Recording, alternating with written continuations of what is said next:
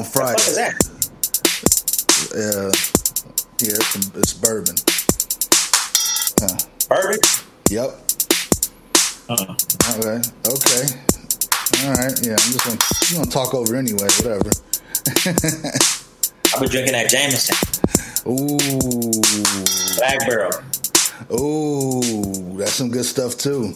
It's smooth than a motherfucker. That is some good stuff. All right. It is time. Always Into Something podcast. This is MMB coming to you from the Leo Pope Studios in gorgeous Henderson, Nevada.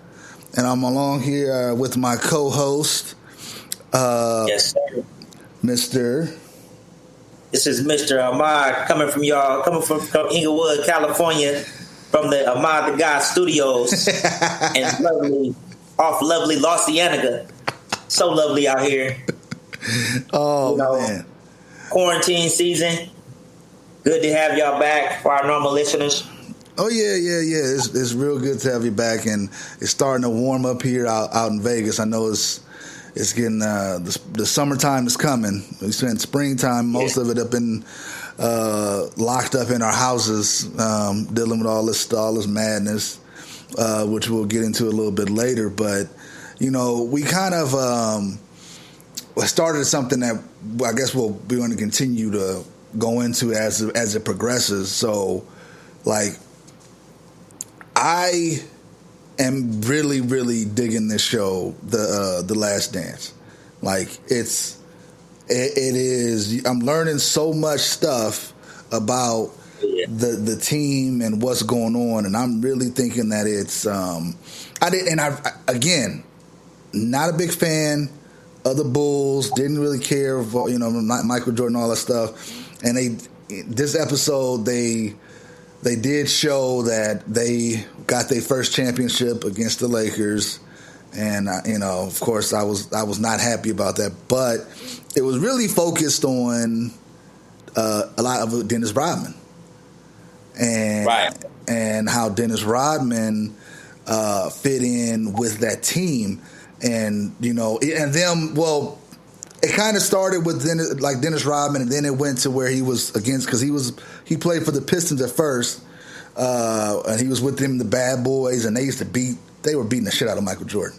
I mean, and they literally, I mean, they was nothing for him to try to come up, and they were just, if he came in the paint, you got to hit him, and that was the Jordan rules, and I was shocked and surprised. I guess it doesn't matter now because it's so far, so much time has passed since then. But that stuff, that part alone was crazy.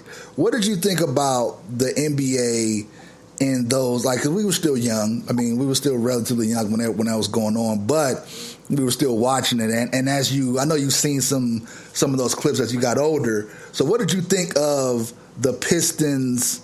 The Bad Boy Pistons back then? I thought they were a dirty team. I mean, obviously the referees wasn't looking out for Michael Jordan like they were supposed to be, or like they do now. But to not have a real strategy, obviously you could always double team, triple team. You could always just play defense. But for that to be their strategy, it kind of reminded me of the Hack-a-Shaq. We can't do nothing with this dude. We might as well just beat his ass. There's nothing we can do.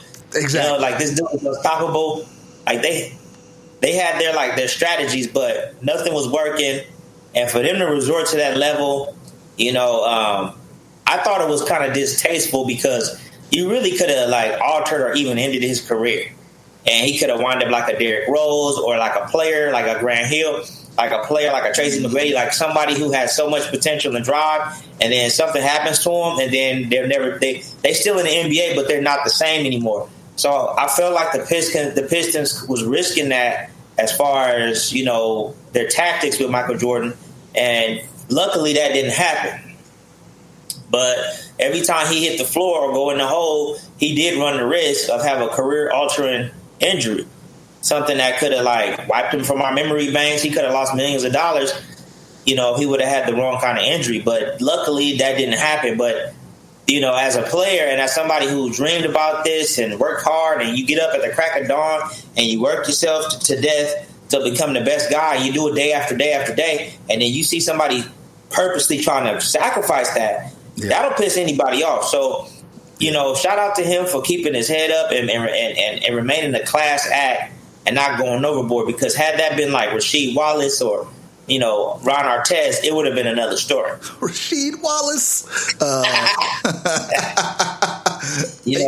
not lying. But Jordan, he remained, he kept it classy, even though they were keeping it trashy. I think that was key. It was all about the game and being competitive with Jordan. And he was all about keeping within the parameters of the game and trying to best you at the game. He wasn't trying to find ways to cheat you. He just wanted to beat you. And, the Bulls, I think at the end of the episode before this one, he was injured and he wanted to come back and play. And they were like, well, we don't want you to come back. We just want you to sit down, and just relax. They put him on a 14-minute restriction. And you see what happened. So that game, he came back, and in the playoffs, I think he came back towards the end of the season, and he is on that 14-minute restriction. And they had the game tied up, and it was 14 minutes was up. He couldn't play anymore. And Jordan wanted to come in because there was only a couple seconds left. But the coach was like, I can't do it. So John Paxton, they called a play for John Paxton. He ended up hitting the game-winning shot, and Jordan was able to kind of see that it's not all on him, right? But that coach ended up getting fired anyway because, I guess he just couldn't really deal with it. So they got Doug Collins. And Doug Collins was a big part of Jordan stepping up and becoming the leader that he is. And because he was able to put the ball into his hand. Because it was kind of a mixture of, like, they introduced the field philosophy, they introduced Doug Collins, and then they talked a lot about Dennis Rodman in these two episodes. Now, I've watched the Dennis Rodman stuff. Dennis Rodman has always been fascinating to me because of where he came from and his upbringing. And to be able to play at that level only starting in college. He didn't even play in high school. He didn't go to a well-known college or anything like that. He was just in high school. His mom told him to get out because he was 18 and he wasn't doing nothing. And he was stealing watches. Yes. He was stealing watches. He was stealing watches. He wasn't selling them. He was giving them away. And he was homeless and all this stuff. And he ended up going to the Pistons and playing and he was a machine. He was a machine. He played with so much passion because I guess when you are like, oh, you're going to give me money just to do this? And he, at that time when he was younger, he really was just like, okay, I'm just going to focus on doing this. And they showed him watching the game, okay, all I want you to do is shoot the ball from here. Shoot it from this angle. Shoot it from this angle. So if the ball bounces, if you miss, it caroms and it goes around on this way. So he knew how to position himself every time to get the ball. That's amazing to me that he took that much time to really, really to hone his craft, because that's what that was. You know what I mean? He had talent, he had the size, but he really took that to the full potential. Right. Plus, Dennis had those strong legs, and he knew how to work them. He knew what to do with them, and it wasn't just angling himself. Like, he knew the rotation of the ball. He knew the weight of the ball. Mm-hmm. So he would watch the way the ball was spinning, how fast the ball was spinning, and he knew exactly where to position himself so he could get that ball. So it didn't matter if you were 6'12", or it didn't matter if you were 7 feet 7'3", it didn't matter if you didn't know where the ball was going. Exactly. Because if I'm a little bit shorter than you, but I'm strong, I could position myself and scoot you over a little bit, and I could still get the rebound over you. So it basically by him being able to rebound like that, his team pretty much always had the ball. You can't win if you don't got the ball. Exactly. I mean, some of the best defense and rebounding that you can ever see from a player, from a power forward. And he wasn't a scoring power forward. He was just defense and rebounding. He hadn't had to rely on his offense since the Pistons, since early in his career. And after that, he was pretty much done. And I don't remember what the catalyst was for him to go into. I think when they start breaking up the Pistons team, that's when he was found in his truck with his gun, and that was pretty much the end of him and the Pistons. He ended up going to San Antonio, then he went to the Lakers, and then he went to the Bulls. And wait a minute, he went to the Lakers before the Bulls? No, I think he went from San Antonio to Chicago. Did he? Yeah, he went from San Antonio to Chicago. Oh, yeah, he did. He did. Yeah. Yeah, that's what happened. He did. Because he wasn't really getting along with the organization down there in San Antonio. He wrote a book about his experiences down there in San Antonio. And a lot of that had to do with the organization and how they ran the organization. And he really wasn't feeling that, especially coming from Detroit. It was like, Detroit was the bad guys, and it was like the San Antonio Spurs were like the Mormons of the NBA. So he's going from like the strip club to the church. And that was the thing. And that's another thing. That's a good point, because you talk about the San Antonio Spurs, and for years it's been a perennial playoff team, championship, cut above the rest type of team. But then you start seeing some kind of the chinks in the armor when you have one of your best players just I'm refusing to play for him. With Kawhi Leonard. I looked up his stats right here. It says he went from Detroit to San Antonio to Chicago to LA to Dallas. That's right. He did go to LA after. Okay. Yeah. Because I was wondering if he played with Shaq, because he was. Yeah, he did. Well, I don't think he played with. He got to LA. Well, he did play with Shaq, because he got to LA in '98. Yeah, 98, 99, yeah. Yeah. So he did play with Shaq. Yeah, he played with both. He played with both Shaq and Kobe. Yeah. So but I don't know if him and Shaq under the hold together, it would have been kind of crowding that little spot up. Yeah. Maybe if he would have came off the bench for Shaq, but then again, he couldn't score like Shaq. So no, you know what I mean? And he definitely couldn't block shots. No, he at that particular time in his career, no, he was not that lockdown defender that he was when he was younger. Right. And plus, he, and as they showed in the episode, he became a kind of a party animal, and went on during the season when Scottie Pippen decided to come back. He was like, "Oh, I just need a break. Just give me 48 hours. I'm gonna go to Vegas for 48 hours," and was gone. It was gone. Need a vacation. Him and Carmen Electra in Vegas doing it big, and he did not come back in 48 hours. They knew he wasn't coming back. Jordan knew he was coming. Jordan knew he wasn't coming back, and that's why Jordan said, "Hey, if anybody need a vacation, it's me. So why don't you let me go to Vegas and get him? And I'm just gonna keep telling Phil Jackson I can't find his ass." And Jordan wound up going to Vegas and getting him. That was the funniest thing, because Jordan, first of all, like, this is the most candid I've seen Michael Jordan, and I don't think since ever.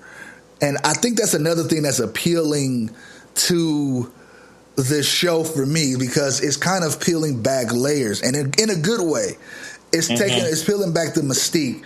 You know, it's a dude sitting there in his shorts in his beautiful home that he earned with his beverage. You know, and speaking of beverage, do you know what he's drinking?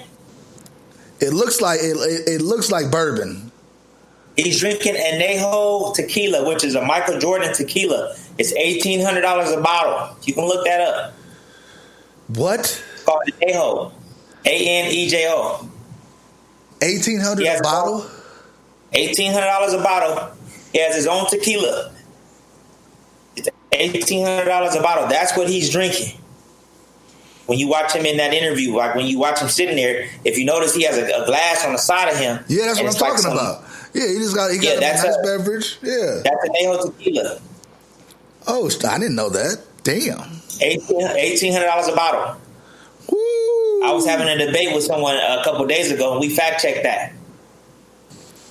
Ooh. Yeah, $1,800 a bottle, buddy. I wonder how much a shot is. Maybe a little less if you go to Mexico and have it, but out here in America, looking at $1,800 retail a bottle. Okay, that's not too bad. But that's his own tequila brand. Yeah, okay, so that makes sense. And of course, you know, another big thing about Michael Jordan, you always see him on the golf course with cigars, because you know, like cigars. And the thing about and there was a thing about him and Dennis Rodman. Dennis Rodman messed up, and he got kicked out the game, and he didn't apologize or whatever. But Jordan was mad at him, and later on that night he went to his room and asked if he had an extra cigar. And that was his way of letting him know that he fucked up. And you saw Jordan say that. Like, I mean, like, this is uncensored. I don't know, like, how ESPN is getting away with people cussing and stuff on their radio, but I mean on the airwaves. But they dropping motherfuckers and all kind of stuff. And I was like, what is this?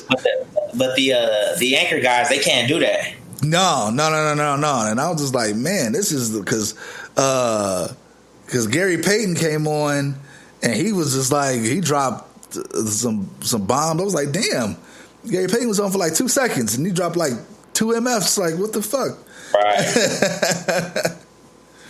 But you know what? I just think that it's really cool to see, because, you know, it's all Michael Jordan, and it's just a dude, you know what I mean? Yeah, he is immensely talented, and he's been blessed to took care of his money and all that stuff, even with his divorces and wives. Whatever he's done, he did it right, obviously, because, you know, he owns a team now, and he has $1,800 bottles of tequila that he owns. So, and he has a few bottles, but countless other business ventures. I'm pretty sure, you know, because you always see him in this show driving in a nice car. The Ferraris, Porsches, Corvettes. He's doing it. You know what I mean? So but it's really cool because it's just him, laid back, chilling. It's not super stuffy, and you kind of saw the human side, you know, during his Hall of Fame, during his, you know, the Kobe Bryant memorial.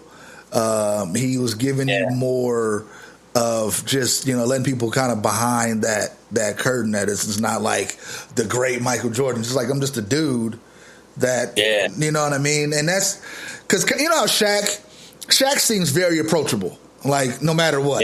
You know, as big and intimidating as he looks, but he comes across as being really, really approachable on television. Michael Jordan easy to work with. Yes, he did not look like that, but it's always the opposite. I mean, not always. I shouldn't say that, but a lot of times it's the opposite.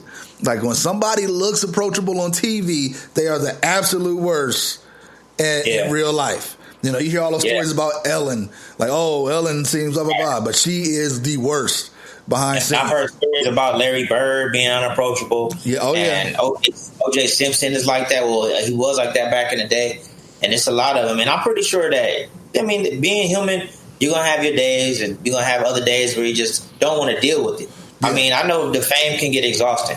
Yep. You know, so I understand. I understand these celebrities. I mean, if you look at the early stages of Michael Jordan, he was always a humble kid. He never was some gloating kid, he was never some kid who just put himself on a pedestal. He was always humble. He always paid respect to the generation before him.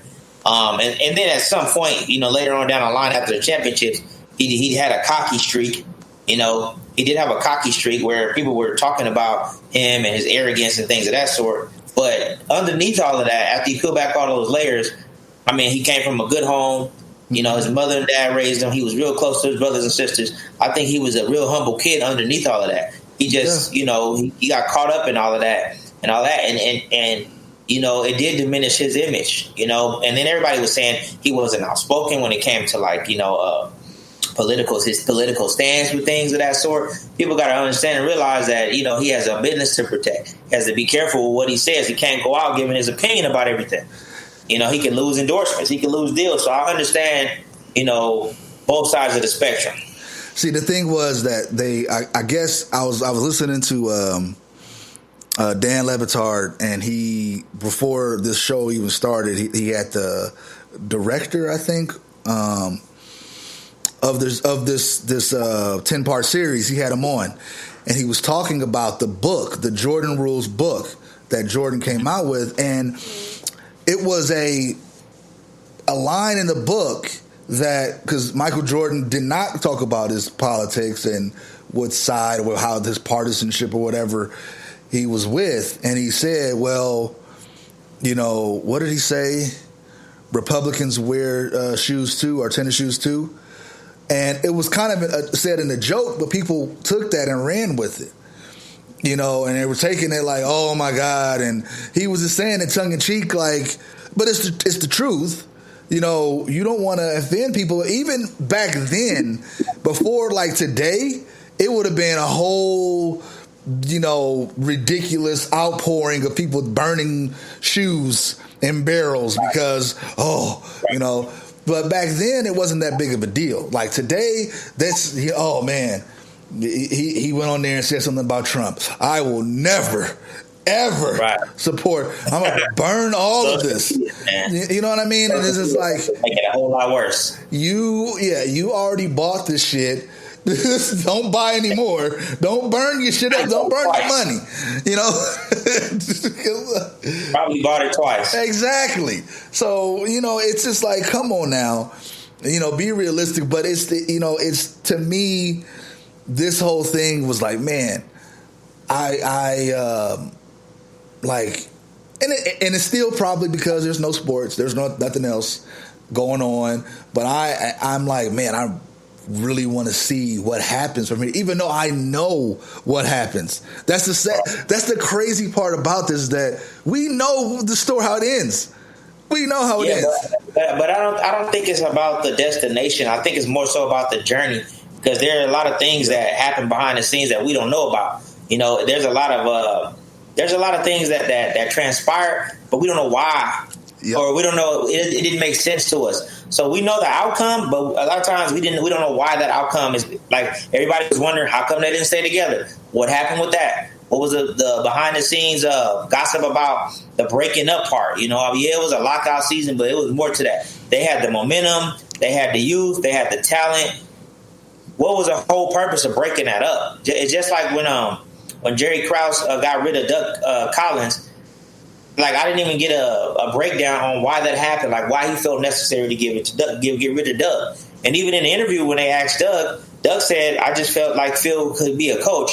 And they asked Doug to explain himself, and he did it. He just said, I just felt like that. So I know the interviewer was so after all these years, you just felt like somebody else could do it? He didn't provide an explanation or nothing. So I still feel like there's a lot we don't know.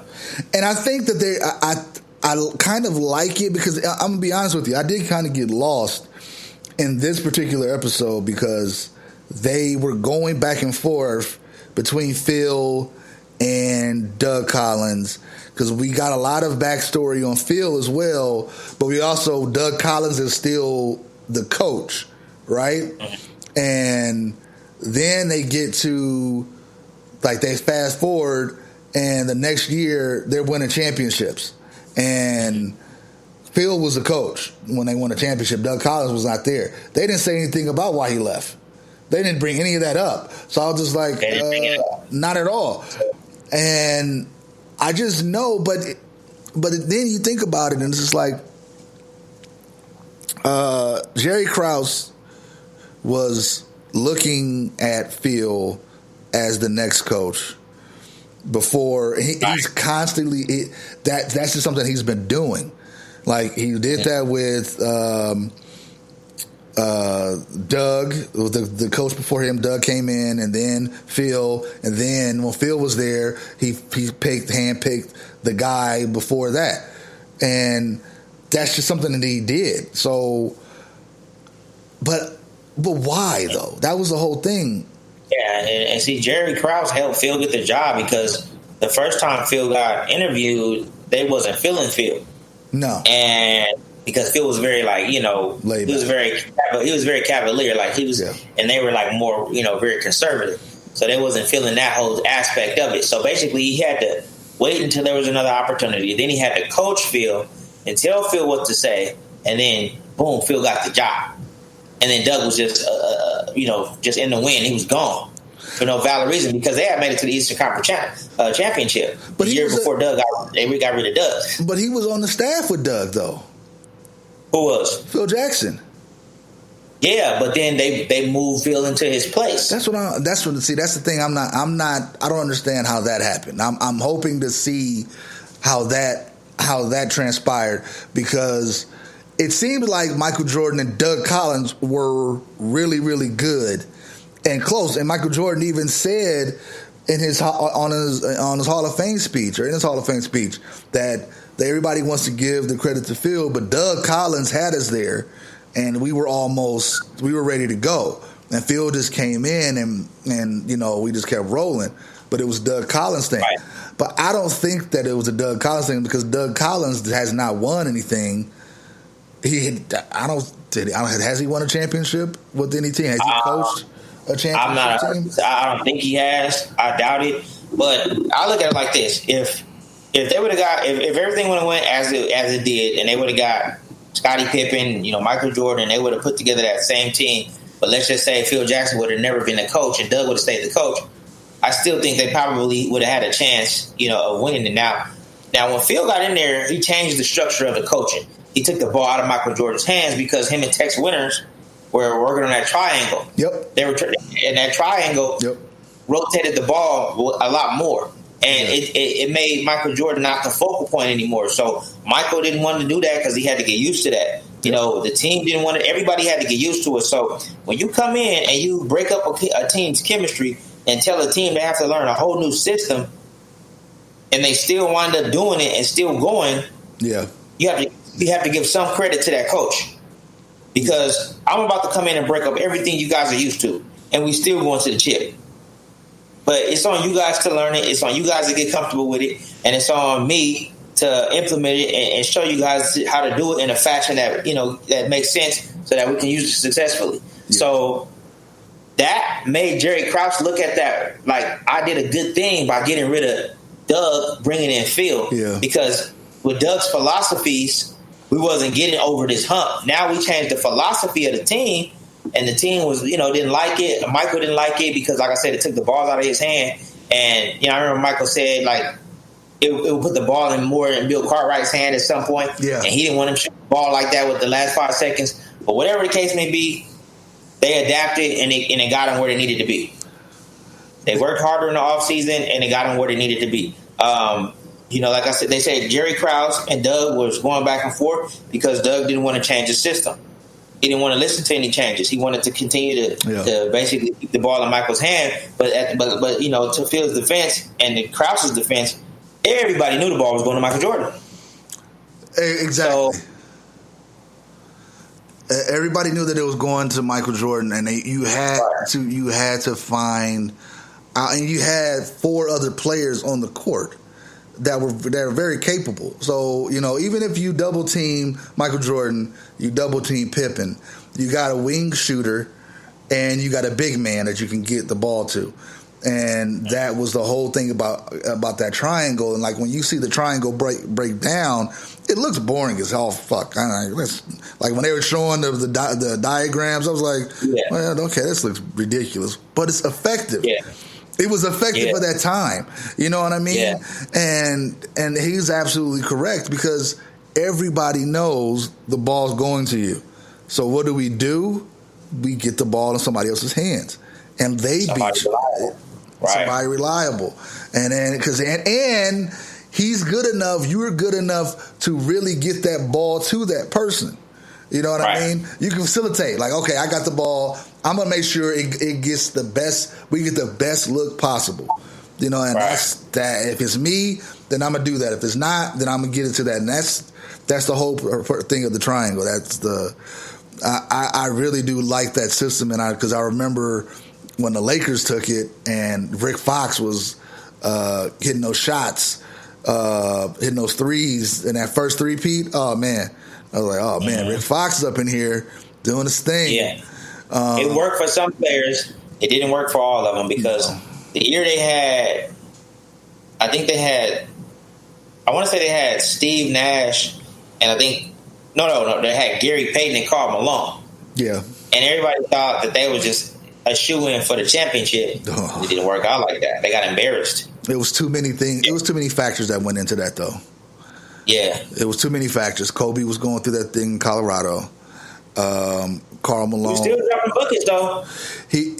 But it was draining, and the chemistry. And Shaq and Kobe weren't really seeing eye to eye. Of course, Shaq was. They kept saying he was out of shape, quote unquote. Whatever. He was still dominant. Karl Malone and Shaq was hurt.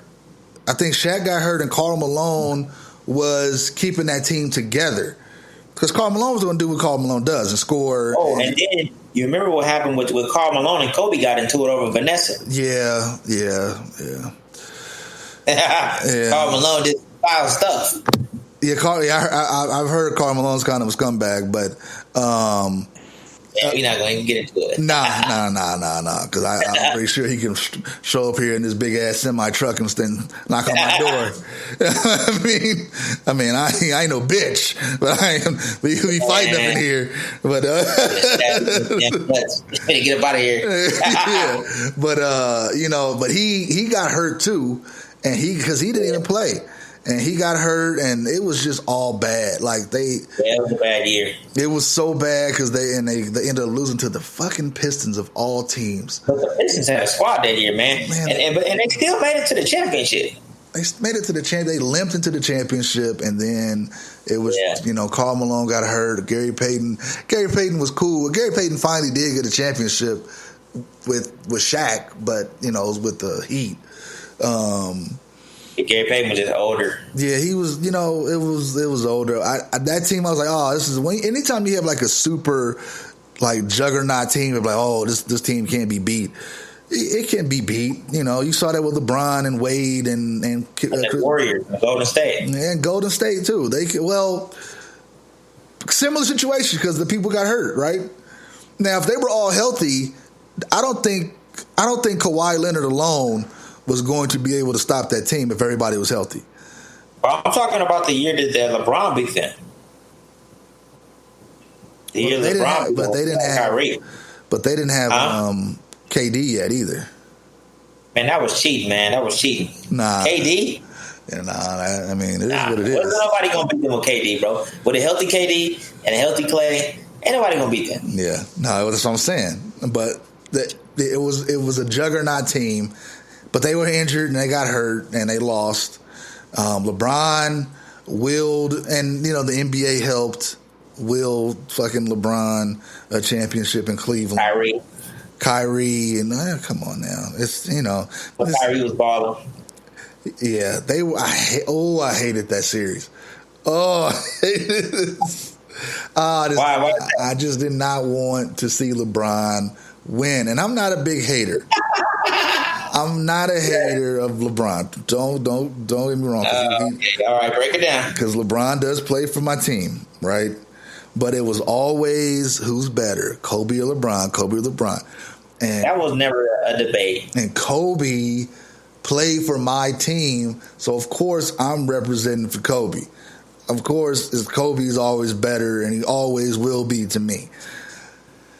That being said, LeBron, that whole I'm going to take my talents to South Beach, that was hilarious. And I laughed my ass off.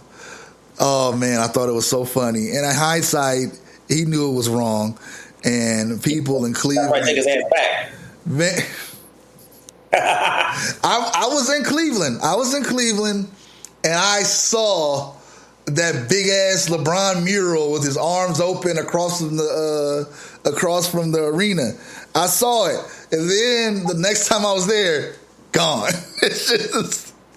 What was the guy's name? Dan Gilbert, the owner. He had that message on. He had that message on their page. Oh my God! And to the day he got back, I mean, all them years. Oh yeah. Burning the jersey, everything, and they couldn't wait for him to get back. But I do tip my hat off to him for at least winning one for Cleveland, because I think he gave them their first franchise championship. I do tip my hat off to him for that. He did what he could, but it wasn't all his fault. The front office had to help him out. And that's what, and they were doing a lot. They were mixing the players up. They got rid of the coach. They were doing a whole lot. I'm not, and again, I'm not trying to disrespect them. And you're right. You are absolutely right, because he did go back. He always said he wanted to do that, and he did it. So I give him respect for that, because he willed that team to the championship. And if that game where J.R. Smith did not mess up, I think we're talking about maybe 2, because after that play, LeBron did everything in that game to keep them in. Everything he could do. Except shoot J.R. Smith in his ass. And when he got back to the bench, and I saw the look on his face, and he looked, and I was like, "Oh, this is over. It's over. They're not coming back from this. They are not coming back." It was so bad. Like, you could see them. You saw all of it just leave his body at that point. It's just like I have nothing else to give now. I gave everything, and if they had a victory, they would have coasted. He could have got him to another one, and the team would have got to a point where they're like, "Oh, we're in this." But no, they just got fucking ran through. And then lately they had the audacity to thinking about bringing J.R. Smith to the Lakers. I'm like, no way. Oh God, I'm already mad they got Deion Waiters, and he hadn't got a chance to play yet. But all those players like Stevenson, and this is hodgepodge of players that they got on the team, and then you don't have room for your budding stars, because LeBron's not going to play forever. And you kept Kuzma for a reason. And you have Kuzma coming off the bench now, and we're basically renting Anthony Davis because he hasn't signed a contract. Don't know what's going to be going on. So it's crazy to me.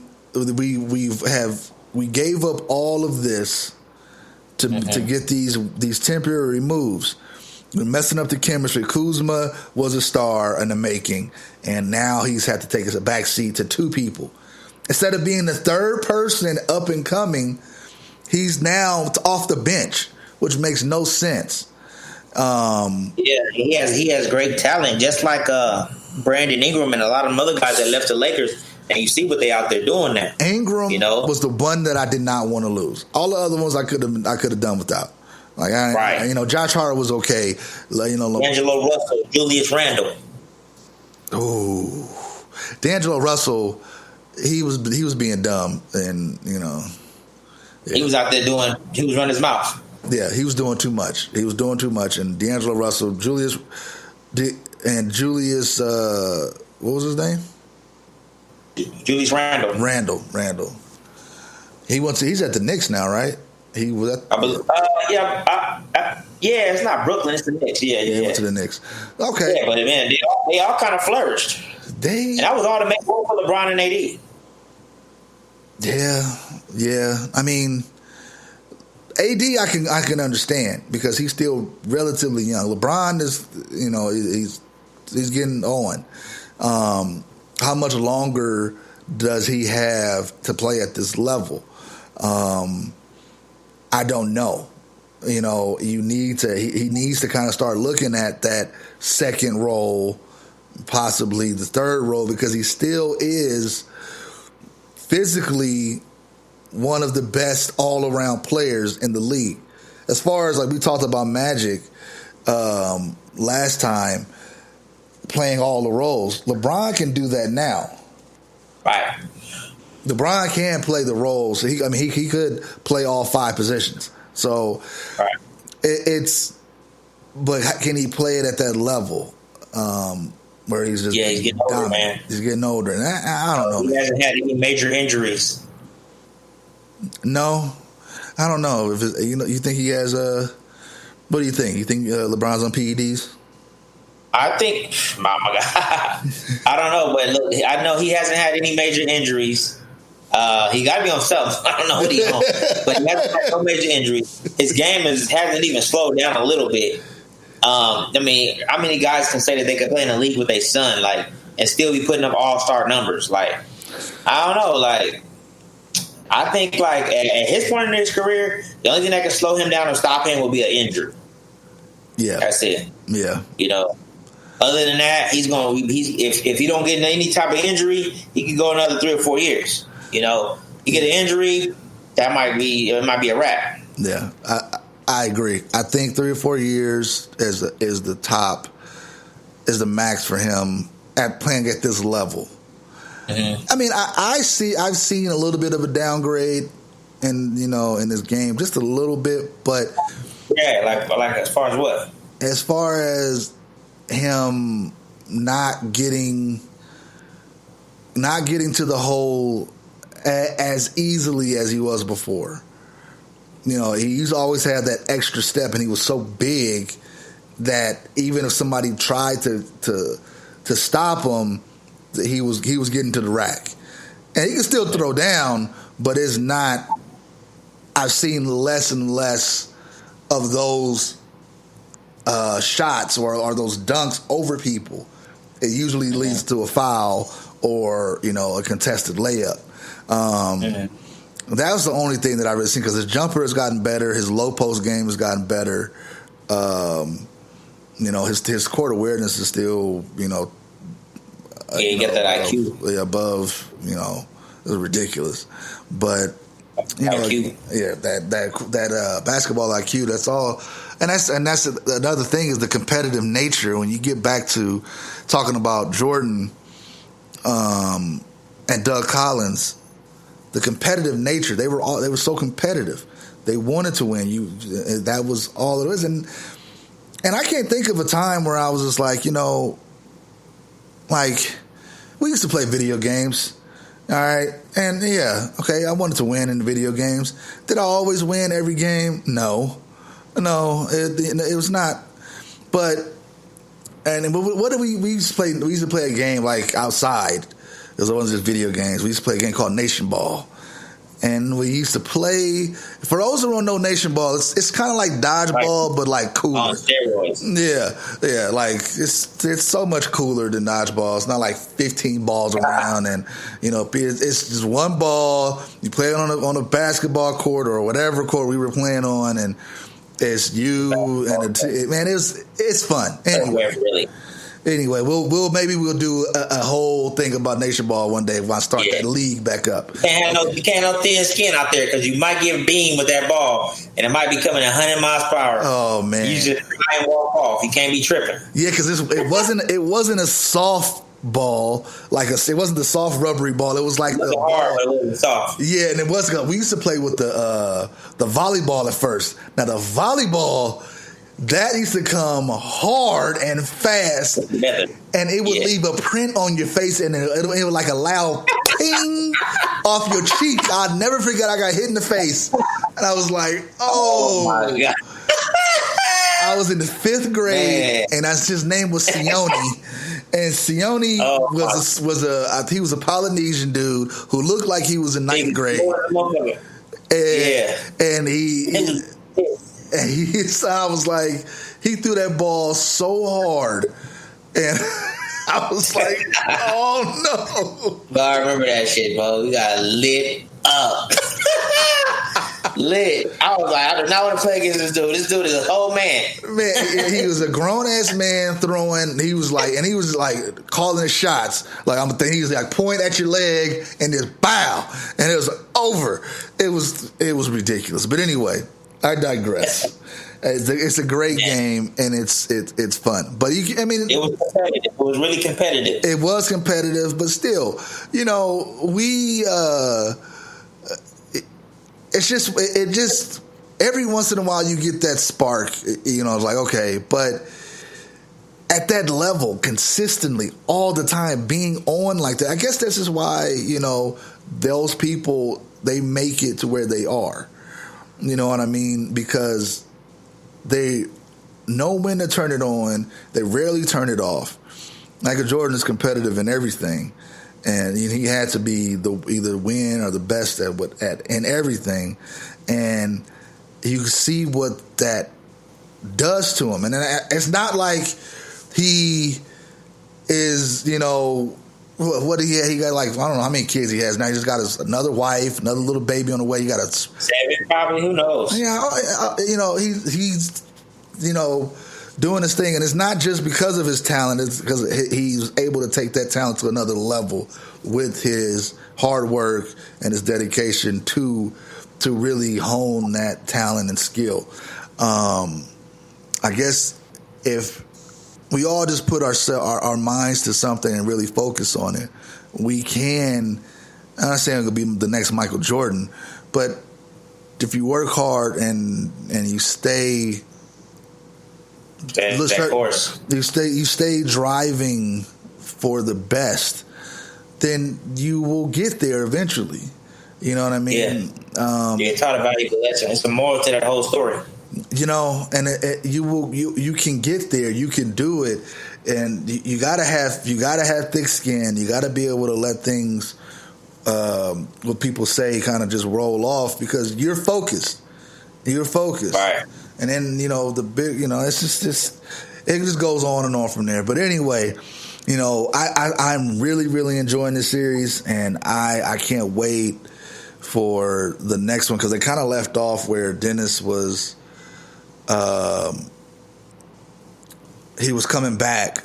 He came back to the team after his hiatus, and they were about to shift it into gear and start playing. So, or start all three of them back together as the unit. So, and I think there was Luke Longley in that team. Luke was on that team. Yeah, Luke Longley was the center, and they had Tony Kukoc as well, right? Mm-hmm. Okay. I believe Bill Winnington, I believe. Bill Winnington was another center. I think he was the backup. And Kerr was on that team. I don't think Kukoc got there till later on. Kukoc got a couple championships. No, I know he did, but what I'm saying is I don't think he was there when they got the first championship. No, he was there. He was there during the second, because they keep going back and forth between the first and then the last dance, like the last season that they were together. Mm-hmm. So, like, I enjoy the way it's done, but like I said, this particular one got me a little confused because they kept going back and forth. But yeah, Kukoc, this is like the second three-peat run. I think it was Longley, Winnington, Kukoc,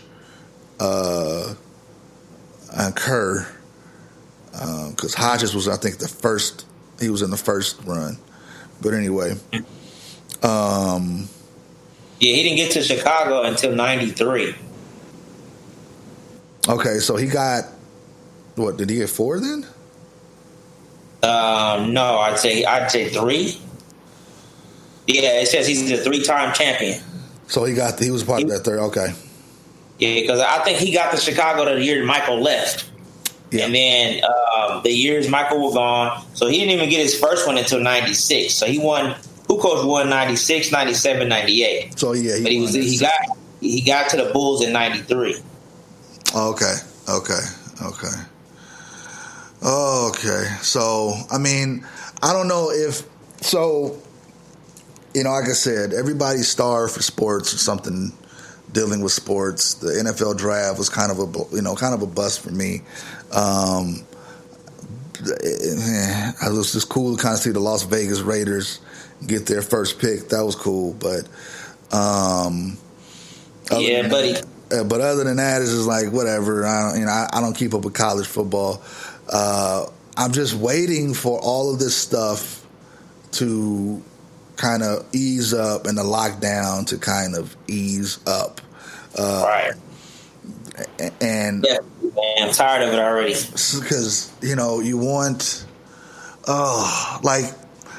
it's not going to be the same. Obviously, you're not going to have sports as of just yet. They're still talking about how that's going to work and what that's going to look like.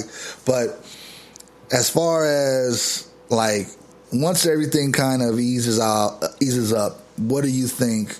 Let's just do it this way. All right, because we got a top five. It has to be a running segment that we keep doing.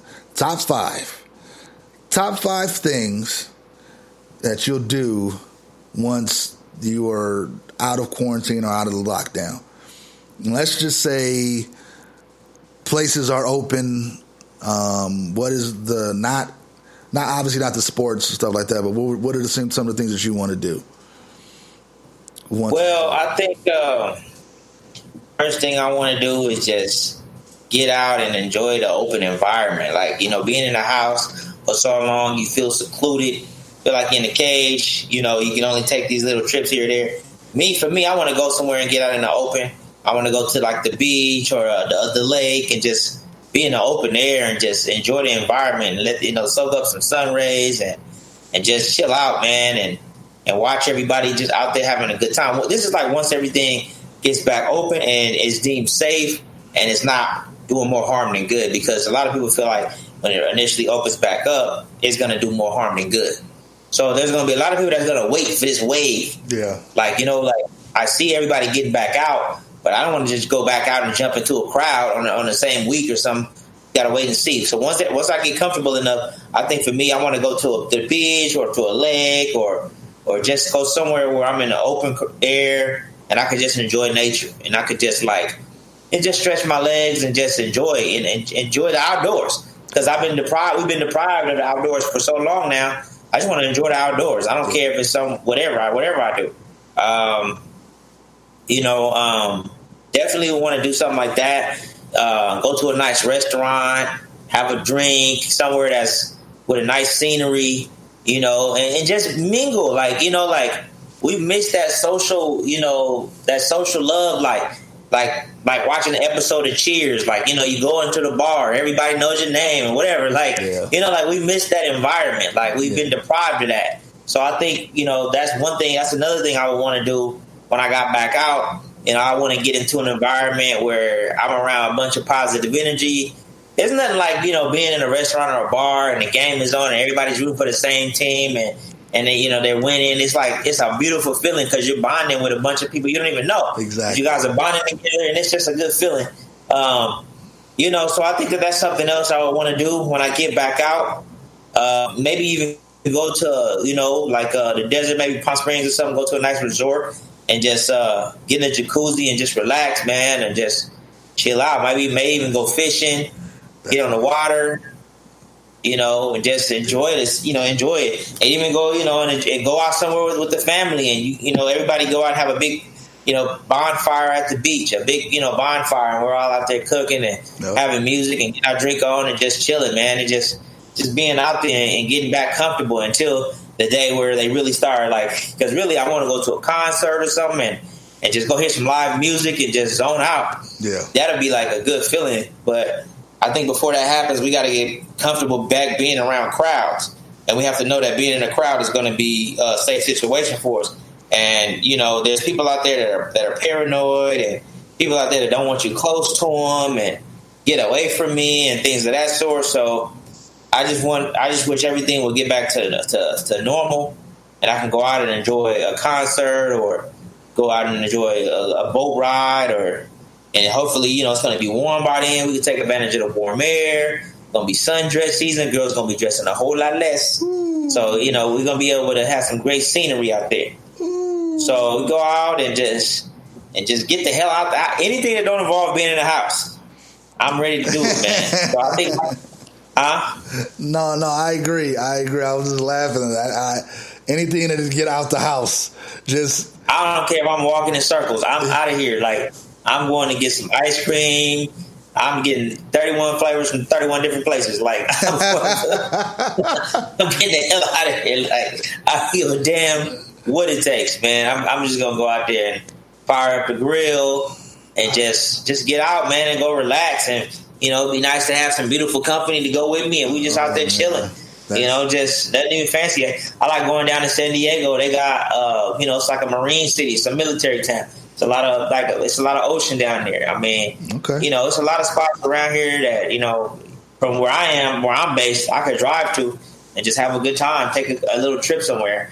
I mean, and then after everything's really comfortable, I'll probably take a trip somewhere, maybe, go somewhere where the water is beautiful and just zone out for a few days. Somewhere that's, somewhere, on a nice island somewhere and just enjoy life, man. Get back to enjoying life, because for me, I have a bucket list. Every year I try to scratch something off that bucket list. So every time I scratch something off that bucket list, I feel alive. I feel like I'm living. I feel like I'm enjoying and I'm living I feel like I'm enjoying my life. I think like if years went by, and I wasn't scratching something off that list, I would feel like I'm not pushing that envelope. So for me, I want to get out there and scratch something off my list, man. So every year I want to do something different.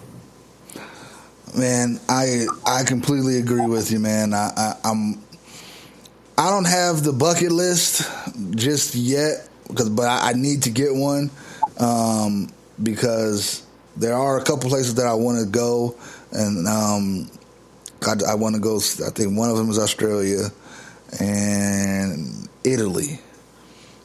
I want to go to Italy and Egypt. I want to see the pyramids and stuff in Egypt. But as far as when all this is said and done, my first thing is going to a restaurant, man. Just like, I know there's takeout and all this stuff, but just like going somewhere where I ain't got to worry about doing no kind of dishes or nothing, or I could just eat my food, sit there, have me a nice drink, have a beautiful accompaniment across from me. Right. And, just enjoying the atmosphere, just being out, right. You know what I mean? Going to a bar. I'm not a big club person, even though I live in Henderson, and the not Henderson Strip has a lot of clubs. I don't go to any of those. Okay, I'm not a big fan. I do enjoy lounge, every once in a while. You got to see. In order for me to be at a lounge for any period of time, they got to allow cigar smoking, because if not, then I'm not there for a long time. But just to be there, just to have, sit somewhere and enjoy a nice cigar, look at some atmosphere, because it is getting warmer in Vegas. It's getting hot. So, and people were already dressing like it was hot 2 weeks ago when I was driving around. And so I'm like, it's about to get real hot, and it's about to get real scandalous with these outfits. I'm ready to look at something. Yeah. So that and going to a movie, like, I think that's been underrated, because, like, look, I went to school for film, and I do enjoy going to films, but I don't always go. But there's something that I really was like, man, I would really like to see that in the theater, or I was looking forward to that coming out, and I wanted to go see it and experience it in the theater, and that was taken away from me. Couldn't do it. I've heard that with all those going on, they might start introducing drive-ins back. Drive-ins might be popular again. So we'll see what happens, because I heard a rumor going around that might be the new wave. not a big drive-in person. It's cool, but like, maybe, you know, fog up the windows. Yes, drive-ins, man. Drive-ins should be cool. I mean, and now you don't have to worry about sitting in a big theater with people coughing and sneezing and they kids yelling and people's cell phone going off. But that didn't bother us before. Huh? But that didn't bother us before. Well, some people maybe, but now we have a threat of germs and stuff like that. Now we have a new threat to be worried about. So now you got something to add to that. You know, and I'm not one of these Looney Tune people, and I'm not calling anybody who thinks this is a Looney Tune person. I'm just saying, to me, it's a whole lot of worrying for nothing. It's just another illness that, I mean, I don't know, man. Because on one hand, you'd be like, oh yeah, it's just the flu. It's just the flu. And then you look at your phone, it's like, oh, Corona's killed more people than Vietnam. I was like, what kind of headline is that? Like, what is it? Yeah. I think for some people, it's going to be like, you know, they're going to go back to the norm and not really worried about it. And then some people are going to be obviously paranoid and they're going to be living in fear. And like I said, they're going to still be probably wearing masks and gloves. And, you know, they're going to allow it to consume them. Yeah. Yeah, there's going to be a lot of hypochondriacs. Everybody turning into Howard Hughes, walking around, touching stuff. Germaphobe. Just walking around with toilet paper and grabbing stuff and peeing in milk bottles.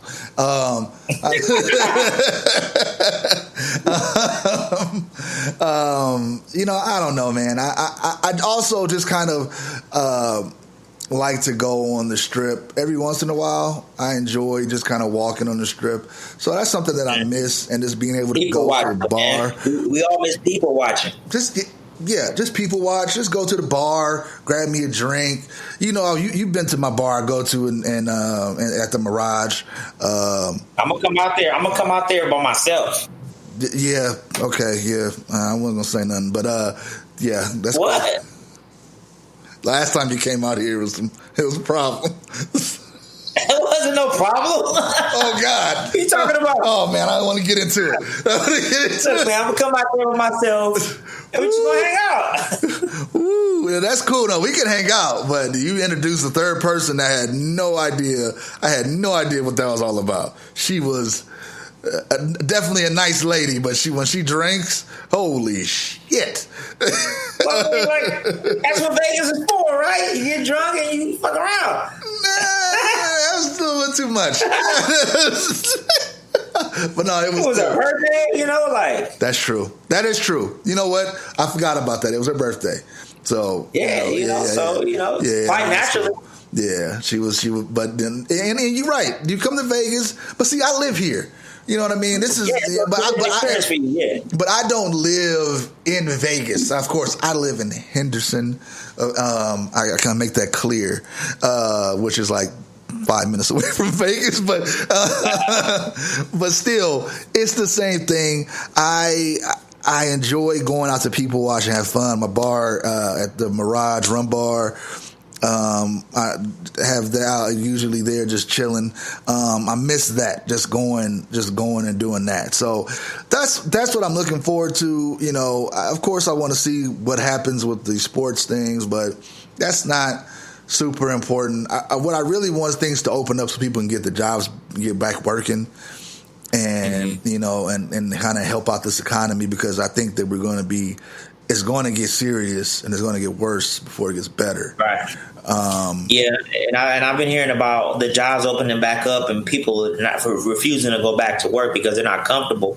And I've been hearing different stories about what those people can possibly expect. You know, if their employer is saying, "Hey, time to come back to work," and these people are saying, "I don't feel comfortable coming back to work," and you know, I want to continue taking time off. I heard that these people can expect different things, and that's where it's going to get a little sticky. So hopefully it all plays out in everyone's favor, but we know that it's not going to be good for some people.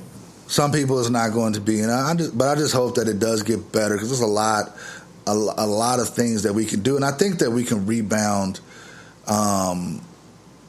we can rebound relatively quickly if we work together. And that's the thing, that we were not together before this happened. And I don't know if this really is going to bring us together like we need it to be. Like we need to be brought together to overcome something like this and move forward and move past this. So, like a lot of things, when things like this happen, that impact the nation or the world, you usually find that people come together and we're able to progress and move forward, leaps and bounds from where we were. And because there's more open-mindedness and things and people are willing to share and they grow and they learn, and it's really cool.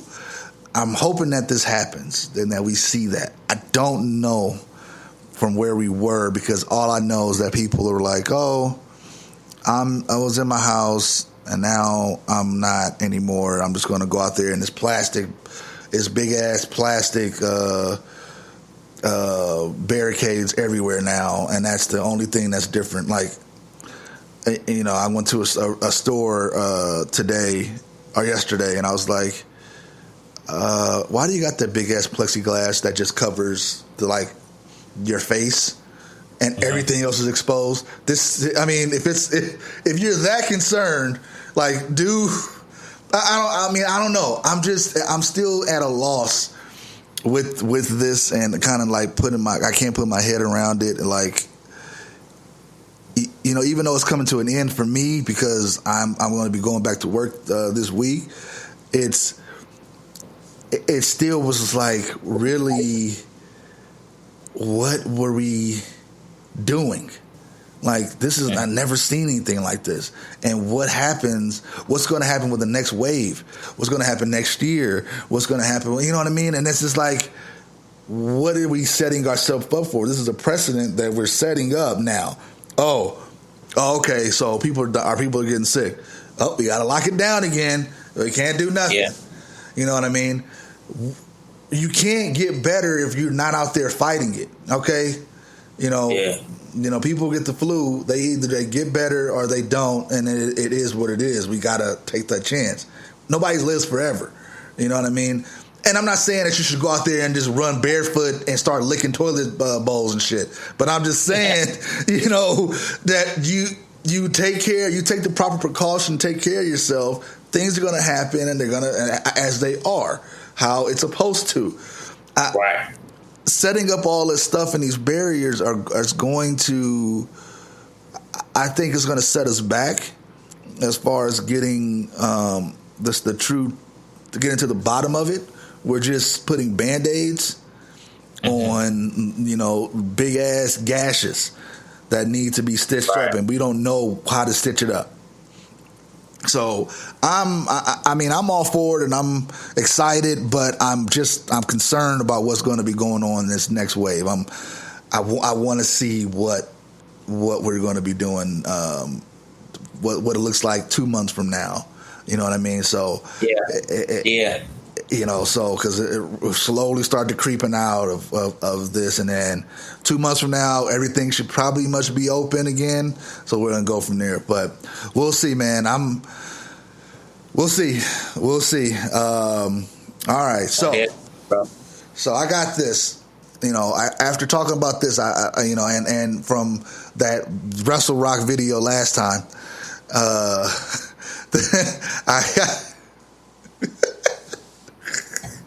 I wanted to do a palate cleanser that we could just so get your comments on this video. Now I got it to where you should be able to see the video playing, I hope, in the chat. Maybe. If it works. Take a look. Okay. Can you see it? Hold on.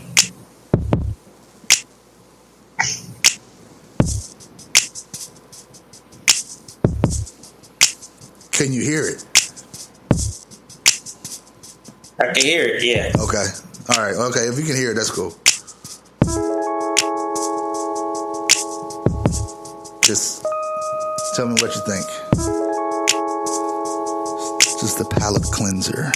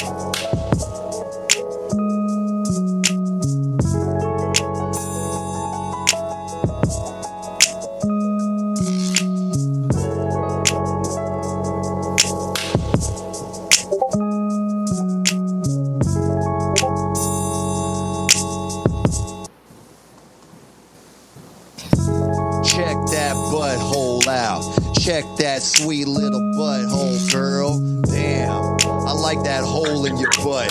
Take it out, I want to take a good look. Ooh, nice job on your butthole. God damn, girl, I want to get up in that. Ooh, I want to take a little sniff. It smells like poopy. Oh my God, what the fuck is this? Man, what the fuck? Oh my God, really? You was just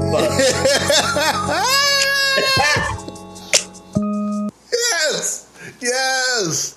Mark Ribelay, I think he pronounces it that way. I remember the first time I heard this dude, and he had this little ballad, and it was called Quarantine Fucking. I don't know if you remember that.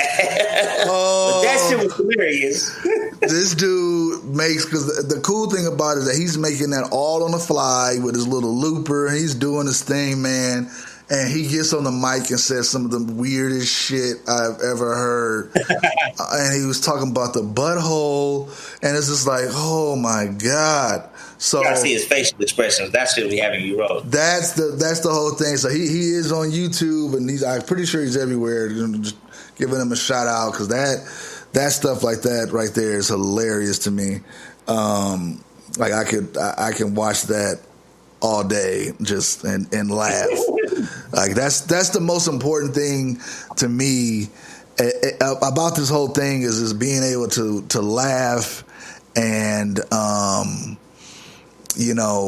just know that there's always a light at the end of the tunnel. Yeah, man. Yeah, for sure. You know what I mean? And that's the most important thing is like all the stuff that goes on, everything, blah, blah, blah, it'll weigh you down, and if you you can let yourself get bogged down, and you can never come up. And we talked about that before in different ways, how people would let what other people say about them or how they put them in categories and stuff like that. But you always just got to fight for your own happiness and things that make you happy and things that'll make you laugh and stay positive. And you know what I mean? That's the most important thing you could do in this world, especially in times like this. Exactly.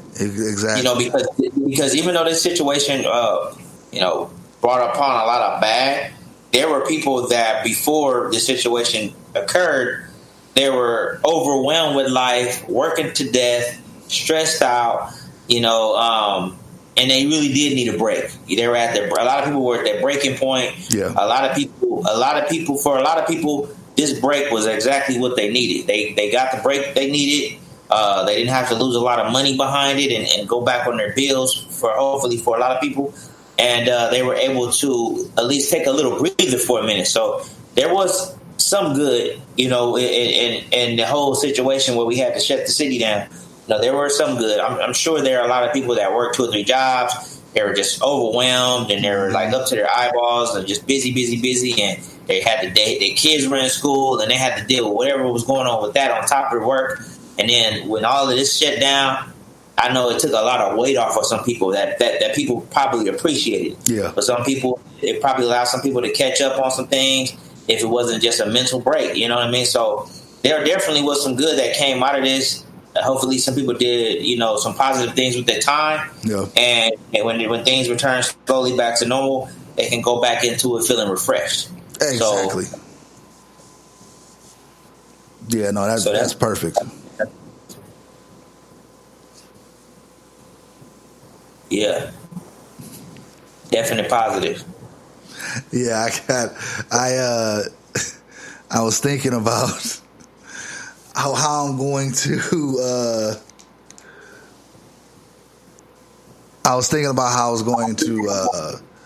approach work after all this. I mean, I definitely needed the unplug time. It was a lot of stuff going on, and I'm very, very thankful that I, was able to work for a company that allowed that, that time. And, it's just, you want to work, you want to do a better job especially at this point, like they take care of you and, you want to take care of them, you know what I mean? In a sense, you want to work a little bit harder. So that's one thing, but it's going in there refreshed, Stan. You just needed that. I just needed that time to unplug and just recharge and, refocus and find out what things are important. And hopefully these are things that will last you the next few months to years in your life that will progress it in a positive way. But always stay positive. If I can say anything to anybody that's young, old, or whatever, it's easier said than done. But stay positive, because there are a lot of things that are going to go on in this world, and they're all not going to be positive. But you can determine how that is for you and what it is and what it means to you and how you look at things. You have to be able to determine for yourself, and you have to be able to look and see what benefits from these situations that may happen. What can you benefit from these situations, and how can you help other people? And and it's, to me, that's the most important thing: staying positive and looking for ways to help others. So they, not that you tell them what to do, but just kind of giving them guidance. And so that's the most important thing. So anyway, on that note, I think I jibber jabbered way too long, and I can't wait till the next episode of the Last Dance. So we'll check that out, and then we'll also talk about another I think a series on Netflix, or is it a film? It's like a short series. Okay. Yeah, that we're going to discuss, and it's very controversial. About a young woman. We'll get into it a little bit on the next episode. But yeah, it's a very controversial series that's going to be airing on that. As a matter of fact, it airs tonight, and it's about Centoya Brown. And I'm not sure if everyone's familiar with the story, but she wound up. She was a young woman. I think she was in her teens, and she wound up being convicted for murder. But the person she murdered was he was sex trafficking her for a while, and she was basically a victim of sex trafficking, and she did what she had to do to get out of the situation. And as a result, it ended up with her having to, take someone's life. And, that was overturned, and she was able to, she was freed. So they're going to break down the entire story on how that transpired and what happened. It was a lot of people saying that she should never get out, and there was a lot of people saying that, you have to put yourself in her shoes. She was a young black woman, and you know how the judicial system can be. So it's going to be interesting to see the details behind that, because I don't have all the details. I just know pretty much what I just told you. And I know she had a rough upbringing, and I know that she was, like a sex. Our youth, she was a sex slave. As a little girl coming up, she didn't have a childhood. She was a sex slave. Okay. And eventually, she did what she had to do to get out of that situation, and unfortunately, it ended up with someone losing their lives. And she was eventually exonerated. She did spend many years in jail, and then she was eventually exonerated. Matter of fact, this past year. Okay, well, yeah, I'm looking forward to seeing that then and discussing it. So yeah, we'll have that. Another top 5, and if you have any, if any listeners out there, as we slowly grow, a fan base. I mean, you can use the Twitter at MMB72. I'm pretty sure that's what my Twitter is. I don't really know for sure because I don't use it that often. But if you're so inclined to discuss anything, you can contact me there. Check out the website 72 ENT Group. There will be it's stuff on there now. It's a work in progress, so bear with me. We're still going to be doing stuff. The same 72 Entertainment Group on YouTube. You can listen to the podcast there, and some other cool stuff that's going to be coming up pretty soon. We might even be doing some video podcasts there in the future, so that'd be cool. So be on the lookout for that. Stay on the lookout. Up and coming. We just getting started. Do you got a Instagram or anything that you want to give out? I do got a Twitter account that I'm never on, but I'll change that. And I'm trying to get everything set up now. I'm moving everything over to more business-like. But if you'd like to follow me on Twitter, I'm at Laurie Mike. That's LAWRYMYK. I'm Mike Laurie on Twitter. You can follow me up anytime you like. And, don't forget to tune in to the podcast. We love to hear you guys' opinion. Oh, yeah. And we love to grow this channel. And, we love to just see what people think and chime in. There's no pressure. We just two guys that just sharing our opinions. And hopefully a lot of people can relate to that. And you might have some people that can't. We're not here to argue. We're not here to shove our opinions down anyone's throat. I mean, some of the opinions that we have, some people might have the ability to change our mind. Everybody had their own perspective, but, we just getting started. Yeah. And, as time grows on, you'll see we always into something. Always into something. Always. Always. It's going to be lovely. It's going to be a nice ride. Long overdue. Most definitely. All right, man. Well, I don't have anything else. All I got to say is Oxman stand up and the marathon continues. And DMC, baby. That's it, baby. All right, guys. See y'all next week. Tune in. And we are out. Outro.